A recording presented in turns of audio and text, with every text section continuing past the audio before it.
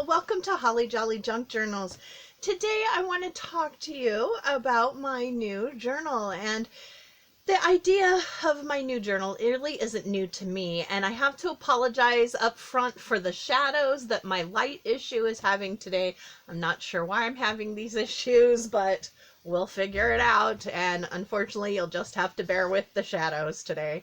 But it makes sense because my next journal is actually going to be a COVID journal, and I chose black paper for my COVID journal. I decided it took a long time for me to choose exactly what kind of journal I wanted. And I thought, you know what? I've never used anything but, regular light colored paper and scrapbook paper.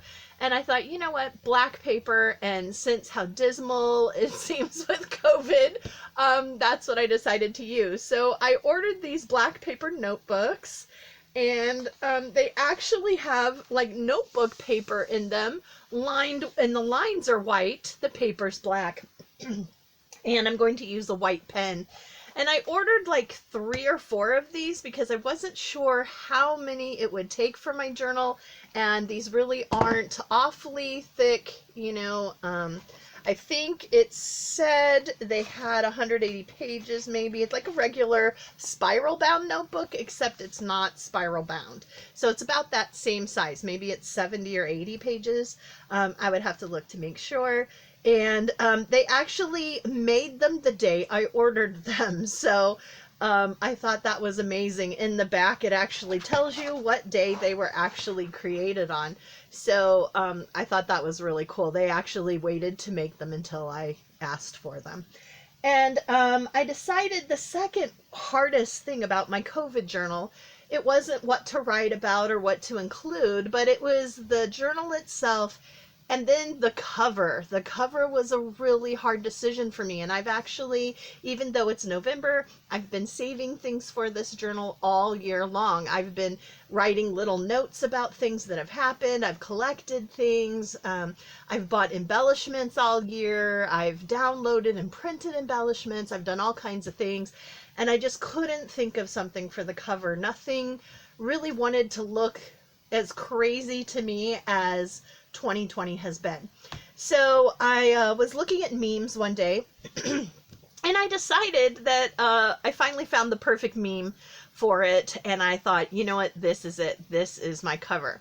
So besides that perfect meme, it was about a movie, I decided to make my journal covers to be a wall of a theater, a movie theater. And I had found this wonderful marquee that holds the movie posters, and I printed those out and fussy cut them. And then I had found the meme, the perfect meme. And to me, this was the perfect meme. Now, I have no idea who wrote this meme. And of course, since I am not selling this journal, it's for me, I can use it without knowing who produced it. It is hilariously funny to me, and it totally makes sense that 2020 is a disaster movie, and it was written by Stephen King, and it was directed by Quentin Tarantino. Every crazy thing that has happened this year totally makes sense if it was a Stephen King movie and directed by Quentin Tarantino. And I thought, oh my gosh, there it is. That's the perfect cover. And so I decided to go ahead and go with that movie theater theme. And so I decided to put, like a popcorn box on it.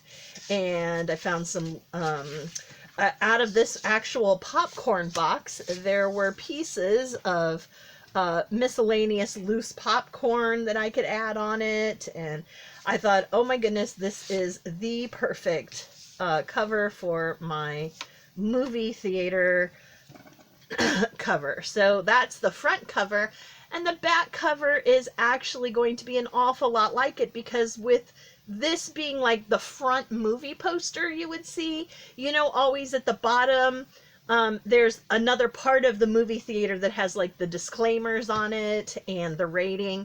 And so the back of the movie cover will actually look like this. Whoop, let me put it back there. this part of the movie poster where it says no one saw it coming, and none of us could have seen what this year would have held. And yeah, I think it would be rated R, all right, because it's just crazy. But I had another now showing, you know, like the other one said at the beginning. And again, I decided to use Popcorn Box. I had found some really cute tickets to download and print, and so I thought I'd add those. And maybe this giant popcorn sign. I have this cute little movie camera, maybe. And then I even have this cute, adorable let's go to the lobby for snacks for the back cover. And I know it seems like the back cover is a little more decorated than the front, but the front I really like what I've chosen for it, and I like what's on the back cover too.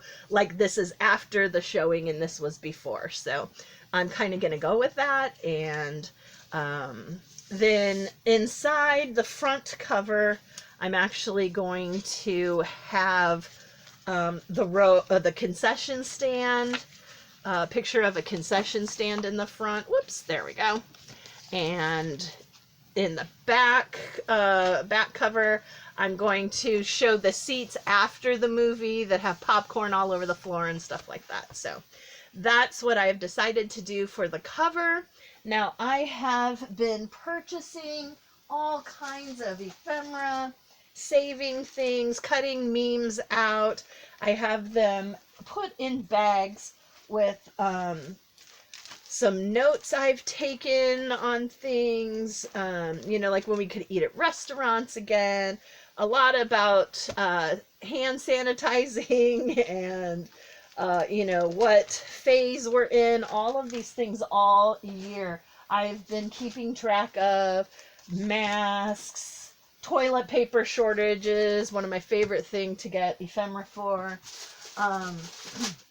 Just everything you can think of that would be like COVID is COVID related, quarantine related, pandemic related, I have for this journal, and I can't wait to get started on it. And so I wanted to at least show you what the idea behind it all was before we got into the rest of the videos for it.